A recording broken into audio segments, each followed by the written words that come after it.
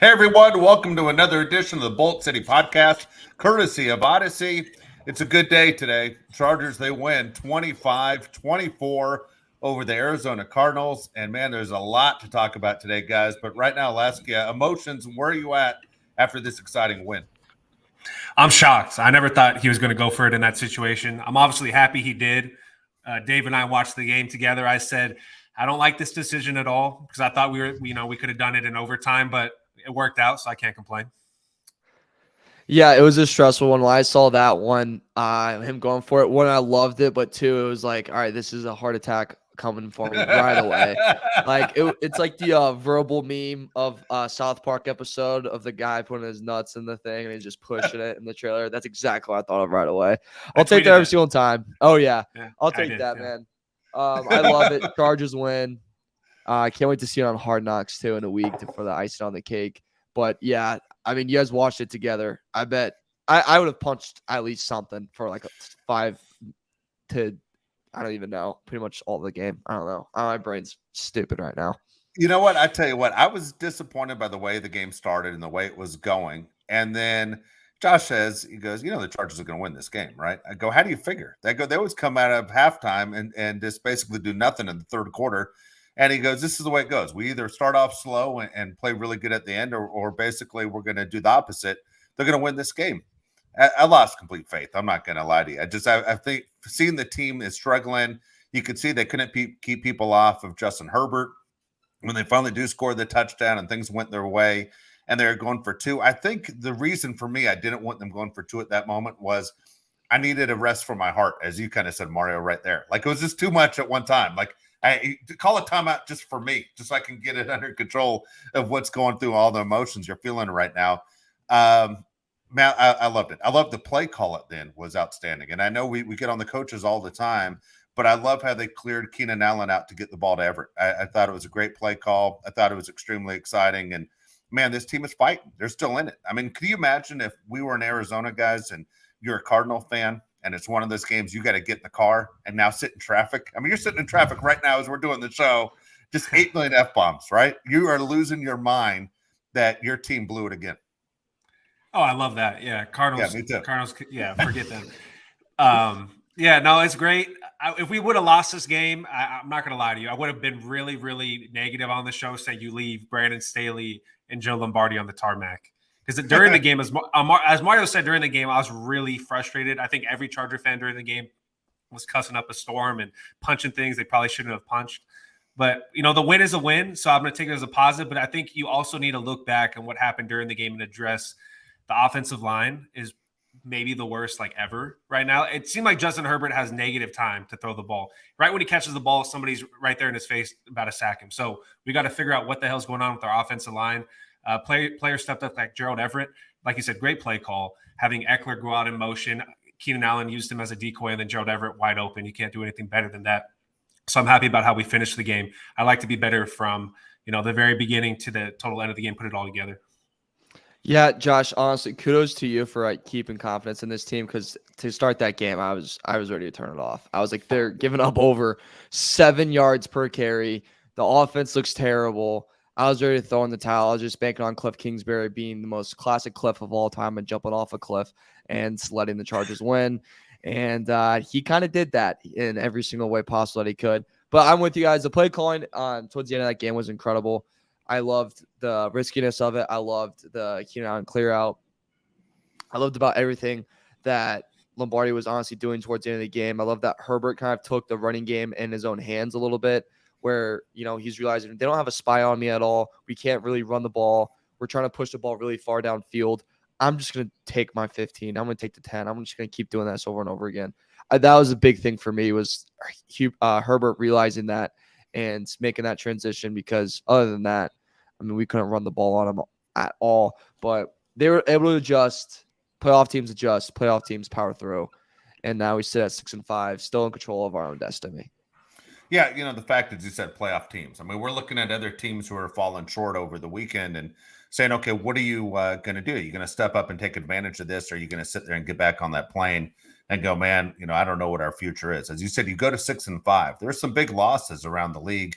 starting on Thursday, right? The Patriots lose. You look at the Ravens who blow a huge game today in Jacksonville, and you're going, all right, teams that you're competing for playoff spots with, we obviously need them to fall. We keep talking about what's going on in the AFC East, and you're going, well, the Dolphins are going to knock out the Jets, or the Jets can knock out the Dolphins or Patriots. Guys will start taking care of each other. Well, all of a sudden things should open up for the Chargers if they can take care of their own business. So to improve to 6-5, even though it sounds like, guys, it's only 6-5, this is the kind of game they needed. I honestly felt, guys, if they didn't win this game today, in a game that you should win when you're going in and the team is 4-7, it's over. I mean, it's absolutely over, and you're looking forward to what's next. And we've talked more and more about which guys are coming back that possibly could come back to help this team, whether it's offensive line help or defensive line help. This hopefully is the kind of game where a guy like Joey Bosa says, you know what, if I can get healthy and contribute, I'll make a difference to this team as we make a run towards the playoffs. The difference today was Justin Herbert. He completely outplayed Kyler Murray. They handed the ball off a lot more than us, 34 rushes to our 13, I believe. I could be wrong. But they had, whatever they wanted on the ground, they got it.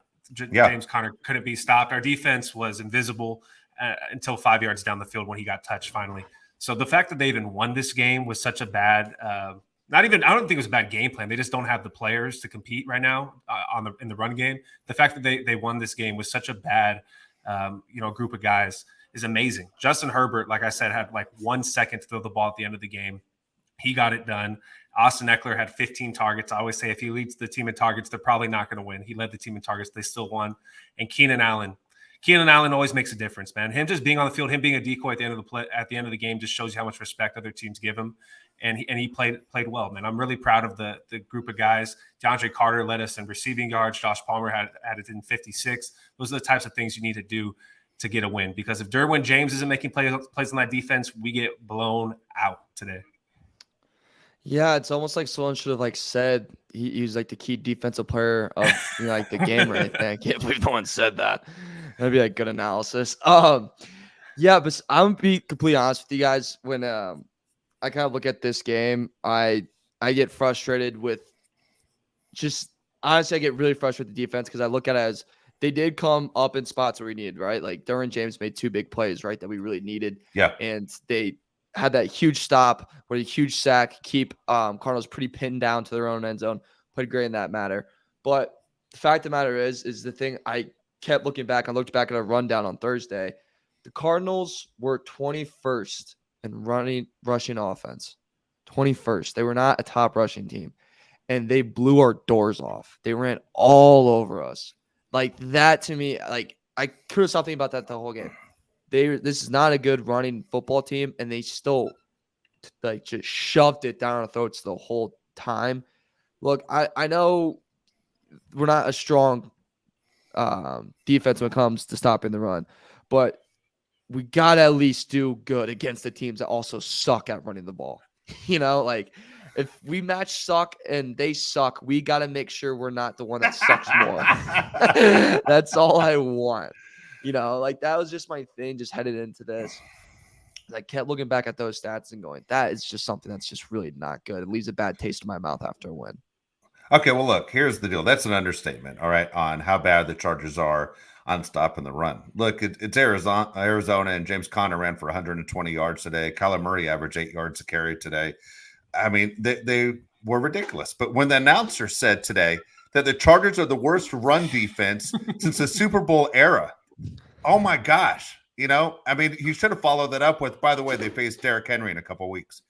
You're going, what can you possibly do? Look, there are things you can do to make adjustments for a football team as the season goes on. I have no idea how you get better at stopping the run. I mean, it's not like you're going, man, they're just a bunch of guys standing around. These are guys, to me, are doing everything they can. They just aren't good enough to stop the run. They just don't have the right players to do it. This roster is one of those, I think we're going to look back at it in a few years and go, outside of Derwin James and Khalil Mack, can you believe the rest of the guys they had on this team at one time? It's really kind of piss poor. Yeah, it's Derwin James, Khalil Mack, and a bunch of guys. That's kind of just what it looked like today. Even Khalil Mack, dude. If you got points for touching the quarterback without sacking him, Khalil Mack would have had 20 points today because he touched Kyler Murray a bunch of times but could never get him. Yeah. Justin Herbert, this is wild to me. Justin Herbert got knocked down 13 times today. 13 times. Kyler Murray got knocked down once in the pocket, Wow. of course. Once. And we won the game. Holy crap. Amazing. You said it right there. They can't stop the run if their life depends on it. Here's the running backs the Chargers have in the next few weeks. They have Josh Jacobs, who's the hottest player in the NFL next week. He just won the game on an 86-yard touchdown. They have Jeff Wilson and Raheem Mostert, who are good running backs. Then you have Jonathan Taylor. People thought he's the best running back in the league going into the season.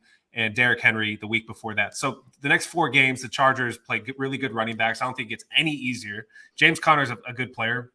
He's not on the level of even Jeff Wilson, I think, my opinion. I think Jeff Wilson's actually a better running back.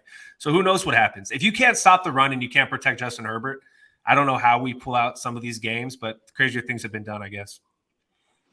Yeah, crazier things been done. I mean, I guess thinking in hindsight of that is maybe we get healthier during that. And, we have Mike Williams who maybe helps balance that out. I don't know. That's just also being very, very hopeful. But yeah, it's just only going to get worse. Like, if this is what James Conner is doing to us, dude, Derrick Henry is going to live in the end zone.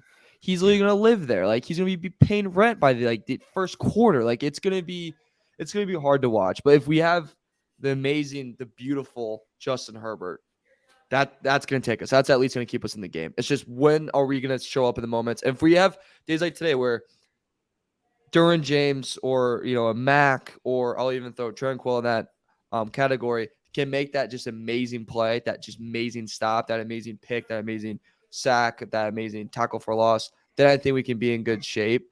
But it's just having to rely on the big plays on the defensive side, because we can't be consistent enough to do it on every single play, is a little bit of a scary ground to be in. But it's a little frisky too. It's a little fun, makes it a little bit thrill, and that's why you get a little charged up every Sunday. Let me ask you guys, what is your biggest concern? I understand there was a win today, and they were able to pull this out, and everybody should feel good, and I'm sure everybody on that plane back to Los Angeles is extremely excited. But what do you feel right now is the biggest concern going not only the next week's games, but the rest of the season? It's what I just said. The offensive line is absolutely terrible, and the defensive line is just the pass blocking. Yeah, the pass blocking is, dude, it's really bad. It's getting to the point right now where you have to keep the running back in to start blocking for him, because you can't get the ball off. Corey Linsley got a concussion today. We can't skip over that either. If Corey Linsley is out any period of time in the next few weeks, good luck, dude. Good luck just dropping Justin Herbert back, because he's going to have no time, just like he had today. Offensive line, specifically the tackles. If Corey Linsley plays, I'm really concerned about right tackle. If he's not in the game, it's obviously going to be center, left guard, and right tackle. We have 3 huge weaknesses on the offensive line right now. See, I'm with you guys. I'm sorry. No, I'm sorry. I didn't mean to cut you off, Mario.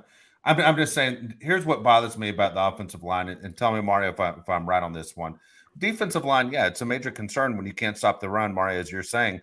But offensive line, you're trying to protect Justin Herbert, and today it was one of those. As Josh just mentioned, all the hits, but I mean, tell me if I'm wrong on this, because I know we've been very, very critical of Lombardi, of going, what are we doing? We never stretch anything out. Do you think they know, with the injuries they have on the offensive side of the ball, that, hey, we got to go with the short passing game because he doesn't have any time to throw? We're going to get our quarterback, our franchise, damaged if we try and do anything that's a 7-step drop and assume that he's going to have time to throw the ball.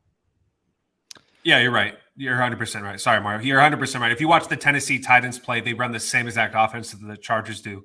Everybody's running an 8-yard route because they don't have any time either. And that's unfortunately, as the game was going on, I agreed with you. Like, yeah, that's exactly what they're doing. They have no trust in their offensive line. They just want to get the ball out of his hands. You can't win in the playoffs. You probably can't win these next few games if that's the case. So I don't know what they do. Yeah, I agree. I don't really know what they do, and I do agree with you, Dave. I think it came to a point when they saw Corey Lindsey go out and they saw just this front seven of this Cardinals kind of come alive in this game, it was, hey, it's going to be check down city. It's going to be quick pass city, because that's just what we're going to have to do to keep our quarterback alive, keep him up. Like, that's just going to be the name of the game today. It worries me for the fact of, I think Cardinals pass rush is obviously it's a solid pass rush where you have JJ Watt. Like, it's always going to be, and him probably doing some weird pray in between plays. It's going to be like solid every single time. But I think it's also, I think Cardinals just kind of strategized pretty well for it and kind of put pressure on Herbert. Scary thing is, moving forward, Max Crosby we face against the Raiders. Dolphins are pretty talented up front. They have Chubb up front. They have a pretty good defensive coordinator that can strategy against us and kind of really take Herbert out if he wants. Rabel, genius. I mean, he's a genius, absolute genius. We have the Colts high school coach. Could benefit, but DeForest Buckner is a pretty solid guy up in the middle that could hurt us. And then you go Rams. How will Aaron Donald play? Will Leonard Floyd play? We don't know. And then obviously Broncos to finish. And Broncos, as we know, that's a talented front that's losing confidence in the quarterback. But going forward, it is a scary thing of going. If our leader up front is not out there, we've seen that the line just becomes an absolute mess in communication and then blocking and getting assignments done. That leads to check down city and Bolt City. Yeah, there you go. There you go. I see what you did there. Let's see what you did there. All right. So here's what I'm asking you guys, because we always say, okay, a win is great. And look, it's by 1 point against Arizona, whatever it is. Both you guys thought this would be a blowout victory, right? Going into the game, right? What did you have, Mario and Josh? You had the same score. Do you remember what your predictions were? Was it 31-21? Yeah, it was 35-21. 35. Okay. Yeah. So you guys had a huge, advantage. I'm not bringing this up because I was closer. I said 27-24 to be the final score, but pretty close. That wasn't my point. Hell, if they would have gone to overtime and kicked the game winning field goal, I would have nailed that thing. All right. Look, so that's not my point. My point is, though, if you're the Chargers, because, here you are, you're fighting for your postseason lives. You're on that plane right now and you're looking at the iPad and your coaches are with you and you're looking at things to not only get ready for tomorrow, but get ready for the next game against the Raiders. Your level of concern, what can you do? I mean, when we talked to Fernando Ramirez, who joined us as a guest last week, and we asked about Bosa coming back, and there was no timeline as far as Bosa coming back. Kevin Harlan all of a sudden just throws it out there. Yeah, they should be getting Bosa back soon. And really, because there's been no word on Bosa coming back anytime soon. What is your the way your plan of attack? Like if I'm the Raiders and you're preparing for the Chargers next week, you're thinking, well, we're just going to run the ball until they show they can stop it. You'd be a fool not to try and do the same thing. But I guess your biggest thing in your mind is we can get Mike Williams back and we can run our short passing game and do those things. But I think if you're the Chargers guys, I think you're literally looking at the season going, all right, our schedule the remainder of the way: at the Raiders, at home Dolphins, at home Titans, at the Colts, Rams, and at the Broncos, where you're going, we have to try and do this with smoke and mirrors the best we can until we can get some offensive line or defensive line help, which would come right at the end of the season, is my guess. How though, man? I mean, I want to be positive, but how do you beat teams like the Dolphins, who are the hottest team in the NFL right now? How do you beat them? How do you beat Derrick Henry? How do you beat Jonathan Taylor? Do you bring in an extra tight end? Do you bring in a fullback off like the practice squad? I don't know how they get this thing done. It's going to be very interesting to see going forward how they win these games and get points on the board. I just want to congratulate Trey McKitty as well.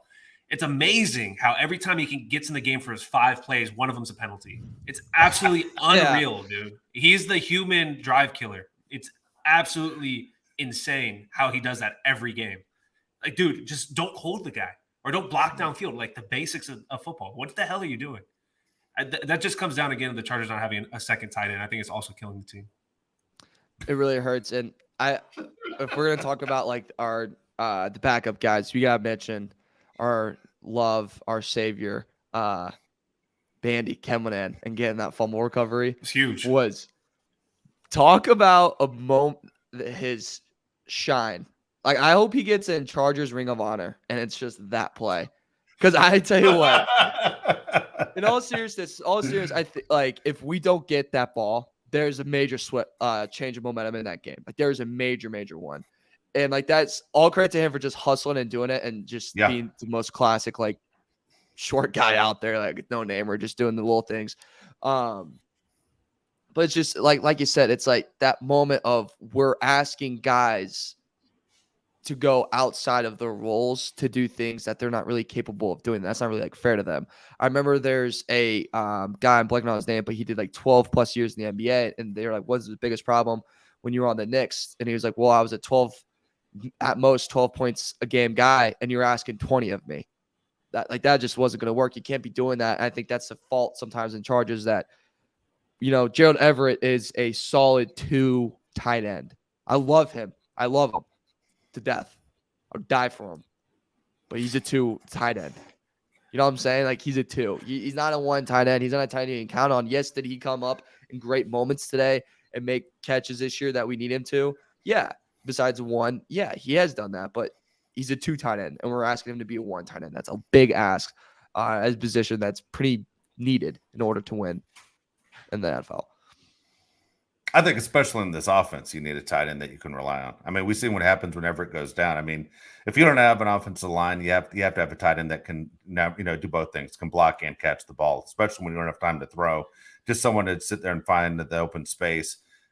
Everett, I think, is serviceable enough to get us through the season, especially if Mike Williams is healthy. I think Josh brings up a really good point about leaving a back there to block. And we talked about how excited we were as far as having, everybody healthy, Mike Williams and Allen and Josh Palmer and Carter and everyone else and Everett. And then you realize that's not going to work exactly if you have to bring somebody back to not only be with Eckler, but also someone to protect and block as well, because, man, there was zero time. I mean, it's really amazing. Number one, Herbert didn't get hurt. And number two, the Chargers even pulled this game out. But, I was joking around about Derek Watt last show and saying, we got the worst Watt brother. Hate to say it, we could really use Derek Watt right now. You know what I mean? Yeah. Am I wrong? I mean, 100% we could use a fullback that will, as they say, put your hat on you. And they don't have that guy. Maybe your guy right here is the king of penalties. Josh is the guy that all of a sudden he's in the backfield helping out and picking guys up as they're coming through trying to knock Herbert's head off. But I think it's honestly the way you're going to see. I think the only way to protect Herbert and give him any chance at all is to go old school football with 2 backs in the backfield. Otherwise, I have no idea what they're going to do to say, how are we going to get this young kid through the season healthy? I agree. When we play the Dolphins in 2 weeks, they're one of the few teams that use the fullback. They have Alec Ingold, who just lays people out, just like Kyle Juszczyk for the 49ers does. I do appreciate old school football when they do it that way. The Titans play a similar brand of ball where they will just hit the crap out of you at the line of scrimmage, something the Chargers don't do. I was thinking in the first half, Chargers should be sponsored by Charmin on defense because they don't hit anyone, dude. They don't hit anyone. I would stop going 4 receivers. Like you said, you just do not have time to even make 4 reads if you're the quarterback. Go Mike Williams, Keenan Allen, and a third guy, Josh Palmer. You're fine that way. Do 2 tight ends, bring in a fullback, whatever it is, because you just can't go through the season this way. Austin Eckler blocking, God bless that man. They should run studies on his body after he dies because that guy takes a beating like no other. I watch games around the league. I do not see anybody besides him and Derrick Henry that take that much damage during a game. And then he comes back next week and does it again. He is amazing. Can't say enough good things about Austin Eckler and Justin Herbert. Defensively, Mario, I want to ask you a couple questions. What do you do defensively when it comes to getting after the quarterback? Because I feel like if you rush the quarterback, you're really not getting there, and then you're leaving the guys wide open. We have backups at cornerback, safety. I just think it's a complete mess. I don't even know what you do if you're Brandon Staley from like a game plan perspective. I think one thing I do is override one side just to try to get Mac a good matchup one-on-one. Like, you got to do something like you got to do whatever you can to just get Mac one-on-one. Just whatever you can. If it means override one side and go at that, do that. If it means call it blitz with Tranquil, do that. But I think ultimately when it comes down to with the QBs that we have left, really it's just, I mean, if they're going to play Stafford at all for us a year, we're probably going to get at least maybe 2 to 3 mobile quarterbacks that will go out and run the ball if they need to. We need a spy. Mm-hmm. We need a spy. I think at times today we didn't have that spy, and that's what kind of made it even worse with Kyle Murray was peeling off and running. But other than that, I think the thing you just got to do if you're the Chargers is, one, if you get there, make the play. Because holy hell, we are so good at flag football. We are so good at flag football. If this was the Turkey Bowl, we would 5 stars. We would have killed him. Yeah. Yeah, we would eat first. But just it's a fact of the matter is that just we don't, even when we get there, we don't make a play. I think you just gotta really start to strategize more to help Mac out and get that matchup, because if he's not in his prime anymore. He can't beat a double over and over again. Where do you kind of sit on that, Dave? Kind of with that, because we need to help my boy Mac out. Yeah, you do. He's the only guy that's a threat. All right, so it's so funny you said that. I'm sitting there looking at that thing you talked about, the Turkey Bowl. The other day we played the Turkey Bowl, and I was the guy that was in charge of getting the quarterback. And I'll be honest with you, I was going after like 3 plays. I'm not going to get this guy. I was Van Noy 100% on Thursday. I was Van Noy. I was just there. Am I right, Josh? I mean, Josh played in the game. I wasn't doing jack squat. I didn't get one sack, but after a few plays, I'm like, I'm just going to do the whole move. I'm going to jump at the end and try and knock it down. Van Noy wasn't anywhere close to getting Kyler Murray today. It was just a waste of having a player on the field in that position. So if you want to play the game as far as sacks are your thing, I don't think you can do it with this group. Honestly, I would play the way the Titans do it. The Titans aren't a team that sacks a bunch of guys and they fall back into coverage and they give up a certain amount of yards, and that's the way they kind of are trying to approach things. There's another team in the NFL does the same exact thing and is very successful doing it, where sacks aren't a part of their deal. It's kind of like, there'll be certain downs where they're playing man coverage and certain downs where they're playing zone coverage. But the goal is obviously not to give up first downs and obviously points in the red zone. The Titans, if I'm not mistaken, are the best defensive team in the red zone when it comes to that. So if you want to try and get sacks and you're the Chargers and think that's a huge stat, I'm not even sure how important as a football fan all these years. I know it's really exciting. Like when J.J. Watt got a sack today and he's all pumped up and the crowd loses their mind. And I didn't even see the arm brace that I goofed on him for the other day. He wasn't wearing it today. Dude, that was one play. And then if I'm not mistaken, it felt like J.J. Watt disappeared. It was one play. I think continuous pressure on a quarterback is more important than even the sacks, of him just in the mind, the clock going, I got to rush. I got to get rid of this. But, you can sneak it into either a safety blitz or a corner blitz. And there are ways to get those sacks when you think is the right time to try and do it. But I think you can win games without playing that game. For the Chargers defense today, it felt like they kept trying to get sacks and they were nowhere close to getting Kyler Murray. And he's tough. Looking at the schedule, I just want to say, as you were talking, I was thinking the exact same thing, Mario. I don't see a quarterback left on the schedule that I think the Chargers do have to worry about like that. Like Derek Carr is not running, right? You don't have to worry about Derek Carr. The next one's Tua. Tua really doesn't run, and the Dolphins don't want him running either. Ryan Tannehill, even though he used to be a former wide receiver in college, he's not really running. Matt Ryan's not running, and probably it's going to be Perkins is going to be the quarterback for the Rams in that game on January 1st because they're saying Stafford's not going to play the rest of the year. And then Russell Wilson doesn't run like he used to run. I think the Chargers are going to be okay. I think this is the last time you're going to put a guy back there that you're trying to knock down that's really going to exhaust your defense. I mean, Khalil Mack has to be the most tired guy on the field today because he was the one that was closest and was given everything he could to knock him down and couldn't get to him. And it was every 30 seconds, man. Here's Khalil Mack again. Everything he has and couldn't get him. He had to be beat to hell today. Khalil Mack has to be thinking, I'm too old for this. When trying to chase Kyler Murray around, who somebody said one time, he looks like a little kid that stole something, trying to run away from his parents. It's exactly what he looks like with those short little legs, taking 1,000 strides for 10 yards. The Chargers are interesting when you watch them. They're actually worse, I think, when they pressure the quarterback. It's really weird to say that, but when you watch Charger game, whenever they do converge on the quarterback, it seems like they always get big. Or it's more likely they're going to get a big play on offense. Whenever we play back in a zone, and you're right, the Titans do that. They play back in the zone on first and second down. They do man coverage on third down. Chargers should do that. They just don't have the types of guys without Joey Bosa to get to the quarterback. I agree with Mario. You have to load up and try to get Khalil Mack back there. But if you can't, don't do it because we really just don't have the team where you should be going for sacks. I don't know, man, when it comes to what we have going forward from a defensive perspective, because these guys that we're going against can really throw the ball into even Derek Carr, I'd make fun of him. I think he cried again today when they won the game, which is really embarrassing. He can throw the ball too. Devontae Adams is still on that field. So it's going to be interesting, man. Football is the best. This is the best thing ever when your team's trying to make the playoffs. I prefer we're in the Chiefs position where we're just sitting on the top of the division. Yeah. But I really do enjoy these games where it feels like every single game is a playoff game. You have to win every single one that's left. Yeah, and you have to pay attention to every single one, like other ones too. Like, you know what I'm saying? Like you got to pay attention to how the Jets doing, how the Pats doing, how the Ravens doing, and God bless the Baltimore Ravens. I mean, God bless those guys. God, they're beautiful. But yeah, I mean, I agree with you guys. I think it's just one of those things moving forward. Like, I think you're just gonna have to deal with. I think you have to sit there when you strategize and go, hey, this is where we suck, and this is where we're really good. Let's hide our suck. The Bengals last year, what they suck at? Protecting Burrow. 8 shots, but they did their best to hide it and did their best to overcome it. And I guess that's what's going to pull it apart.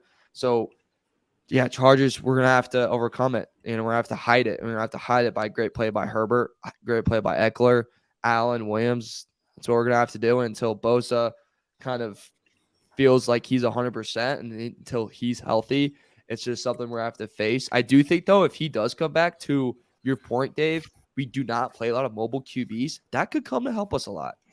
If we have to force Tannehill out of the pocket, sure. Carr, sure. Like, if we have to force you guys out of the pocket, I feel pretty comfortable. Yeah. It's a big F. Looking at the division, though, today, as you said, that the Chiefs did what we thought they were going to do. They took care of the Rams. The Chiefs didn't even play their best game. I mean, talk about we're facing a Rams team that's not a Super Bowl team, just a team that's struggling. The Chiefs didn't dominate them the way I thought they would. The Chargers obviously played a very close game. Raiders now 2 wins in a row right at the very end against the Broncos and Seahawks, the team the Chargers will face next week. And the Denver Broncos, which, oh my God, this is hysterical because we aren't Bronco fans and we aren't Russell Wilson fans, but it gets worse every single week. And I mean, I find myself tuning in to watch Bronco games to see how bad can this possibly get, because I'm loving every minute of it. I'm sorry, but when the Broncos were the team that was owning the AFC West for years and ruining our dreams, it was absolutely terrible. But man, to see that this guy has a contract the way he does and is a shadow of himself, and this organization is now financially strapped for the next 5 years, this is awesome. I couldn't believe they're playing Carolina and couldn't score more than 3 points and struggled the entire game until the very end to get a touchdown. They stink, and absolutely love it. So I look at these teams in the division. I'm going, okay, who are the Chargers going to have to worry about as Justin Herbert matures? Well, I'm definitely not worried about the Broncos for years. And then the Chiefs are going to be good, and I imagine the Raiders are going to eventually get better because Carr's going to be out, and you're thinking, what's down the line? Can they find that quarterback? But right now, man, it's a 2-team division. Everyone thought this was going to be the best division of football for years to come, at least the next 5 years. Not the case. You're going to lose one of these quarterbacks you're going to lose in Carr, and Russell Wilson stinks. So when the fan base completely turns on him by year 2, year 3, and they're on their second or third coach, this is a great situation for the Chargers to go, it's us and the Chiefs, and if we can figure out the Chiefs and close out these games finally, this is where the Chargers make a change and make that run for really a Super Bowl championship. Do you think if Brandon Staley, or do you think if the Chargers would have lost this game today, Brandon Staley or Joe Lombardi would have got fired? No, I don't think that's the way the Chargers do things. If you were the coach, would you, or if you're the or owner, would you have fired Brandon Staley or Joe Lombardi after this game if they would have lost, or if they would have converted the 2-point conversion? I would have made a change during the bye week is when I would have done it. That for me, as soon as nothing was done during the bye week, I was like, this team's staying pat. That just what Dean's going to do. And when Tom Telesco didn't pick up any help and you knew you needed it, that frustrated me as a fan to go, come on, man. You know there are major holes. I mean, how are you going to make it through the rest of the season? And that's what we're kind of saying now as we head into, the December 4th game against the Raiders. It's, do they have enough guys on the roster that can play NFL football? And so, no, I don't. I was thinking of Mario all day long, though, watching the Broncos going, this is where Nathaniel Hackett gets fired, and honestly, I'm at this point in the season, I'm like, why would he fire a guy in December, basically? And then when you're looking at what the Broncos have, you got to give the fan base and the players on that roster something to look forward to and going, dude, you can't finish out the season this way. You can't finish out the season. You just can't sit there and go, we're going to go all the way till January 8th and then fire Hackett after the Charger game, because that would be the last game for them. The Broncos host the Chargers on January 8th, and then you're going to fire Lombardi on Monday the 9th. That's what always happens, or we'll get fired that night. But if you're a Bronco fan, going, that's 6 weeks away. Management has to show something, and they have brand new ownership that wants to show the fan base, look, you had a lot of success with Pat Bowlen as your owner. It's going to be back to successful Bronco football with us too. But this is as bad as it gets, and for us who hate the Broncos, it's outstanding. I mean, we're loving this train wreck. I don't think I said it before. The Broncos are my least favorite team in the division. I don't think the Chargers go against Nathaniel Hackett or Russell Wilson in that last game. Neither one of them are on the field. Either Russell Wilson gets benched or fakes an injury, or Nathaniel Hackett gets fired. Carolina Panthers are right there for the worst team in the league. They made the Broncos look like a JV team today. Loved every second of it. If somebody's going to tell you go watch a car accident and a fight for 3 straight hours on Channel 8, say, all right, I'll be there. That's exactly what it was today with the Panthers and the Broncos. Worst brand of football of all time. I loved every second of it, like you said. I love where the Chargers sit from a perspective of where the Raiders and Broncos are, but I'm not comfortable with where they sit from a head coach and from a head coach perspective and offensive play caller perspective. The fact that we're getting out coached every time leaving the half is very concerning. I'll put that right there with the offensive line and defensive line. of my concerns going forward. So they need to look there first with the coaches if they make any changes next year, and then you got to bring in some players to block for Justin Herbert and get to the quarterback in the draft, because that's just not going to fly going forward. It was great to see on Twitter today. I forget the player, but there's a D lineman coming off the field and he is screaming at Russell Wilson, like in his face screaming. I was like, dude, finally, like it's not just everyone outside of the Denver Broncos organization. It's like people in there going, yeah, you're not all the problem, but you're a part of the problem. Like you're a big contributor to the problem. Back to your point too, Josh, the question that you asked. I don't think he would have gotten fired if they lost, but I think at the end of the year, it definitely would have been, if they let him go, a game you go back to, like, yeah, well, remember on November 27th when you lost to the Cardinals, who have Cliff Kingsbury, who's 1 foot out the door, let's be honest, at the moment. Like, he's 1 foot out, and you lost to him. You weren't able to beat him, to a team that struggles in home games, a team that honestly is as injury prone as we are, and I would say in a worse situation too, as we are, than we are. And the fact that he couldn't come out with the wins, very, very concerning. I don't know, like, the temperature on Staley's job. I do think if he goes to the playoffs, he's probably saved. If he doesn't, I think what's going to hurt is you didn't make it and you're a defensive coach. This is where our defensive reaction defense sucks. And I think the other worry thing too is we haven't scored in the third quarter. We were terrible in the third. If there's a bet of to not score in the third, Chargers would be like minus 1,000 every single week, and I would probably throw 1,000 on it just to feel something, just to see like the green in my account. But that is ridiculous. The fact that in third quarter we still cannot score a touchdown is absolutely ridiculous. No, they absolutely can't. Look, okay, so look, I said to you before the game that I said this is the Sean Payton game. These are the two destinations that you're hearing Sean Payton could end up, either Arizona or the Los Angeles Chargers. And when I look at the rosters, I honestly believe that the Cardinals have the better roster. That locker room, though, is a mess. I can't say the same thing about the Chargers. Honestly, I feel the Chargers are doing everything they can to continue to try and win games. I don't see the turmoil on the Chargers side that I saw on the Cardinals side. But when you're looking at talent for talent, I honestly believe that the Cardinals have a better roster. You guys tell me if I'm wrong. If I'm Sean Payton, I wouldn't want anything to do with that Cardinal team. I mean, this is a bad phrase. It's the inmates running the asylum over there. It's a mess. It's a complete mess. And it all starts with your franchise quarterback. Kyler Murray's attitude was ridiculous. I mean, even when he signed the big contract and the part that got made public about how many hours a week he has to spend studying the playbook. I mean, dude, don't give him the contract if that's the issue. And then the fact that was made public that you're basically telling everybody he's lazy, and whether he is or isn't the point. That's not for the public to know. That's something you handle in-house. But you told everybody he's lazy. And so you look at Hopkins and you look at Watt, who's aging, and you look at Simmons and you look at the guys that they have on the Connor who's aging, and you're going, how much talent is on this team and what is the window of opportunity? Man, to me, that Charger job's a much better job than the Cardinal job. Sean Payton coached Drew Brees, was a short quarterback. They were fine together. They did great things. You can't tell me he wants to do that again with Kyler Murray, who's a much less of a quarterback. There's definitely limitations to that. You can't see it with the freaking line. You want the tallest starting quarterback in the NFL. They showed that during the game today. Justin Herbert's 6'6". He definitely wants that. Correct me if I'm wrong. Also with the Cardinals, they have 4 receivers that aren't that used to be a number one. DeAndre Hopkins is still the number one, but Marquise Brown was the number one with the Ravens. Robbie Anderson was the number one at one point with the Jets, and then you have AJ Green, who was the number one with the Bengals. Dude, that's much better than what the Chargers are throwing out there with a specialist in DeAndre Carter and Josh Palmer, a guy that's barely new in the league. They didn't even have Mike Williams out there today. I really do think if the Chargers had Mike Williams today, they would have won the game 35-21, like I predicted, or somewhere in that realm, because he's just that much of a difference. Kyler Murray does not seem liked by his teammates ever. Even when he was at Oklahoma, it didn't seem like the guys on his team liked him that much. Now it doesn't seem like the guys like him that much. Every week it seems like he has some issue with DeAndre Hopkins or Cliff Kingsbury or somebody of that nature. Sean Payton shouldn't want anything to deal with that at all. I think Sean Payton too, back on his days on the Saints, like he doesn't like publicity, doesn't really like that much press in the locker room. Murray caused a lot of press in the locker room with the contract and everything like that. DeAndre Hopkins caused a lot of press in the locker room with the steroid just shenanigans that goes on. I don't think he would want to be like any part of that. I think he'd just find that very exhausting. This is also just my sales pitch to Sean Payton.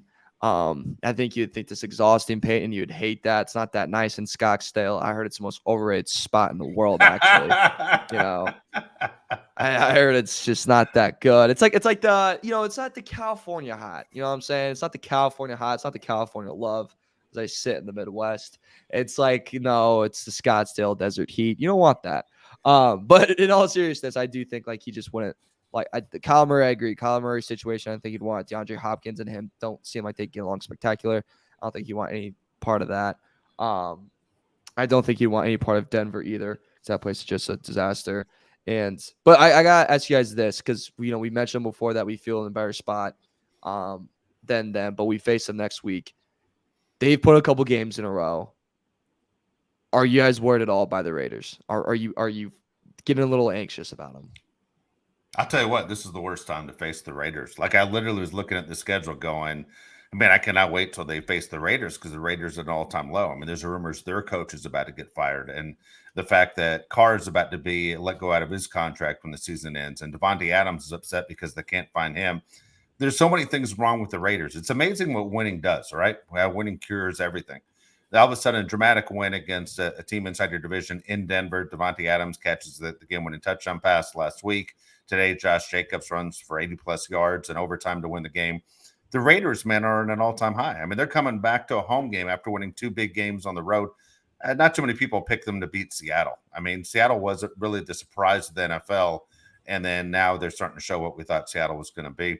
This is a bad time to face the Raiders. This schedule all of a sudden looks pretty tough. I don't know about you guys, but the last 2 games of the season, meaning January 1st and January 8th, are the ones where I'm going, okay, those are games I'm not worried about. Every other game left on the schedule, I'm worried. I'm worried about this Raider game next week. I think this is the worst time you possibly could have faced this Raider team that is on cloud 9 right now.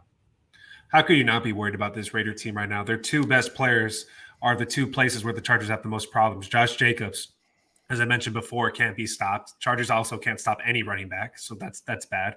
And then you have Max Crosby, who's the most, in my opinion, the most underrated player in the NFL. We don't have any answer for him on the right side of the line, so you have to be concerned from him just wrecking the game and Josh Jacobs just ruining it for us on the offensive side. I think that, sorry, Mar, I'm going to cut real quick. I'm going to let you finish that. I'll tell you right now, Josh has said something that we all watch a ton of football. To me, the 2 most underrated players in the NFL are Max Crosby of the Raiders and Jeffrey Simmons of the Titans. The 2 guys, both wear the same number, but hardly anybody ever talks about them. You never see those guys talked about on a national television show or national radio show. But when you watch them, you're going, man, these guys are completely difference makers, completely lead an entire defense and make a giant difference when they're on the field and when they aren't on the field. Yeah, I mean, I completely agree. He's been insane this year. Crosby's, I mean, I kind of feel bad for him because I feel like he's just alone on that D line of causing issues, and he gets put in bad situations and he figures them out every single time. I'm really nervous about this game because it's like the McDaniels can come in there going, we won 2 in a row. Let's ruin our rivals' dreams. Let's ruin their playoff dreams. Let's make, life a living hell for them. Like, let's, just really inspire them. And I think the fact of Josh Jacobs is playing out of his freaking mind. I mean, he's earning every for a contract. dollar. Yeah, and he deserves an insane contract with how hard he's been playing. And that just tends to never go in Chargers' favor when they play guys like that. So, I don't know, nervous game for me. Not really looking forward to it. Heard Raiders' new stadium is overrated, though. I've heard that it's very overrated, and that SoFi is actually 10 times better. So, I did hear that. So, all you Raiders fans, take that one and put that in your pipe and smoke it. Can I pick my defensive pick to click early since I wasn't allowed to pick Derwin James and he was awesome today? Can I pick my guy now? Go ahead. Yeah. Go ahead. Khalil Mack. It's without a doubt, it's Khalil Mack. You kidding me? You don't think he's thinking I'm going back to play in front of the black hole? I'm getting a chance of Raider Nation who loved me, where everyone was wearing a 52 jersey and freaked out when I got traded to the Bears. This is Khalil Mack's return to Raider Nation. This is going to be big. And so I think Khalil Mack, man, you're going to see the best of everything he has in this game to show Raider fans what they missed. Absolutely. I think the Chargers win this game, though. Early prediction. I really do think the Chargers win this game because they have to win this game. Chargers will break our hearts later in the season. It's too early for them to break our hearts. This is if it's on brand, like always, they're gonna break our hearts like right at the end. So they're gonna win this game. That's true. Yeah, I think they're gonna win this game. I hope so. I hope so. I'm with you guys. Yeah. It's sad to say, but you're absolutely right. Yeah. It's too early in the season for the Chargers to break our hearts. Too it's like early. the saddest thing you could ever say, but it's absolutely true. It's not going to happen until right at the very end. Damn it. Before we go, sorry to change subjects, but did anyone else see the Sean Taylor statue? Yeah. Hilarious, dude. That was a science fair project finished an hour before. That was the worst thing I've ever seen in my life. They slapped the 21 on a mannequin. That's all they did. Yeah. They stole from Dick's Sporting Goods. Yeah, anybody could have done that. Yeah, like that was. The reaction of the crowd was like, "All right, for real." It was so weird. It was so weird. And the funny thing is, they said Daniel Snyder's favorite player was Sean Taylor, and completely half-assed it. It was so lazy. And all the things, if you don't know what we're talking about, you got to look it up. Sean Taylor, Washington honor Sean Taylor. Just type it in. You're gonna go, "What the hell just happened?" It is so ugly. And of all the things they do wrong, I would argue that like over the years they've done actually like not a bad job of like remembering Taylor and like doing stuff like for him and stuff like that. So when I saw this, I'm like, oh dude, they're gonna like put the Jordan statue outside of Bull Stadium like to shame. Like I think, and then I saw it and I was like, right on cue. Like Jesus Christ, like come on, my freaking Lord. Yeah, Jackson Mahomes was disgraced by how they honored him. Oh my goodness. Well, it's on our team, thank God. All right. We'll be back in a couple days. Again, we'll start getting ready for the next week's game against the Raiders. Again, Chargers win today, 25-24. Man, it was exciting. Probably the best game of the year overall. If you're a Charger fan, you love excitement. This was it. 25-24, they win. They improved to 6-5 on the season. We'll be back in a couple days. Again, for Josh Pele and Mauro Herron, I'm Dave Pele. Again, you're listening to the Bolt City Podcast, courtesy of Odyssey. Thank you very much.